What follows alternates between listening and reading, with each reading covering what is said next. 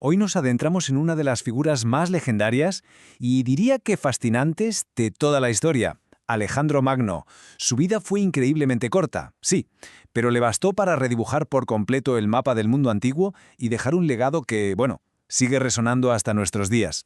A ver, vamos a meternos de lleno en esto. La pregunta que nos va a guiar es de las que enganchan. ¿Cómo es posible que en poco más de una década un solo hombre, un rey muy joven de un reino relativamente pequeño, consiguiera tener un impacto tan brutal en la historia? Para intentar entenderlo, vamos a seguir su trayectoria en 5 etapas clave. Empezaremos por sus orígenes, que son casi divinos. Luego su ambición militar sin límites, cómo puso el mundo a sus pies, su misteriosa muerte y, por supuesto, el nuevo mundo que dejó como legado.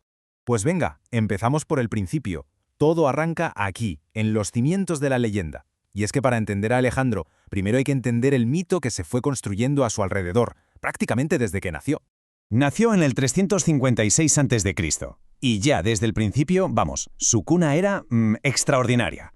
Era hijo del rey Filipo II, que era un genio militar que había creado la maquinaria de guerra macedonia, y de la reina Olimpia, una mujer de armas tomar.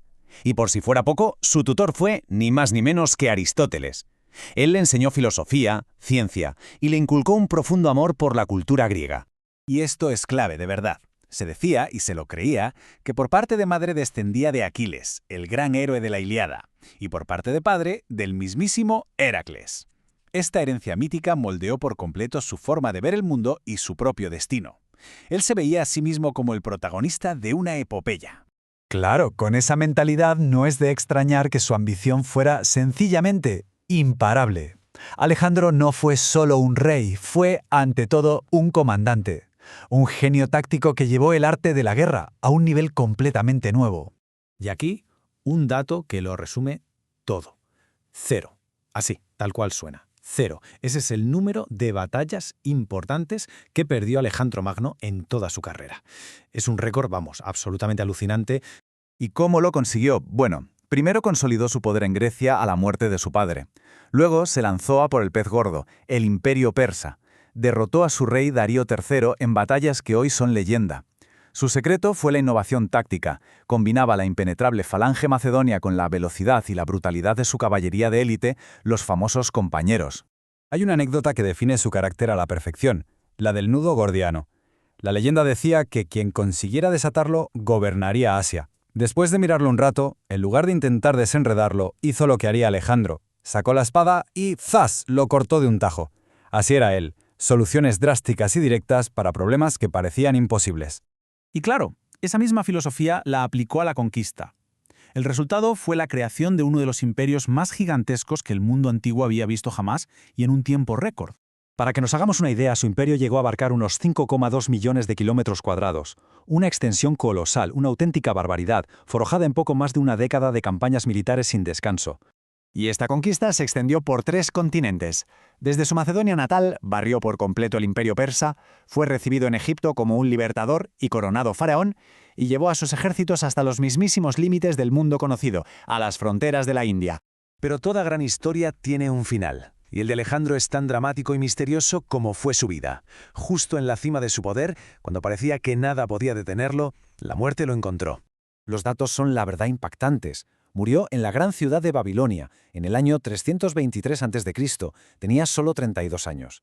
Un conquistador invicto, que había sobrevivido a flechas, lanzas y batallas incontables, no cayó en el campo de batalla, sino en su propio palacio.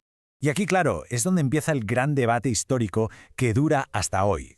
¿Qué lo mató? Las teorías van desde causas naturales como la malaria o la fiebre tifoidea hasta la posibilidad mucho más oscura de un asesinato. Se sospecha que pudo ser envenenado por sus propios generales, que ya estaban hartos de su ambición sin fin. El misterio sigue sin resolverse. Pero la muerte de Alejandro no fue el final de su historia, ni mucho menos. Fue en realidad el comienzo de su verdadero legado, porque no solo destruyó imperios, sino que sobre sus cenizas sentó las bases de un mundo completamente nuevo. Y este concepto, el helenismo, es la clave de todo.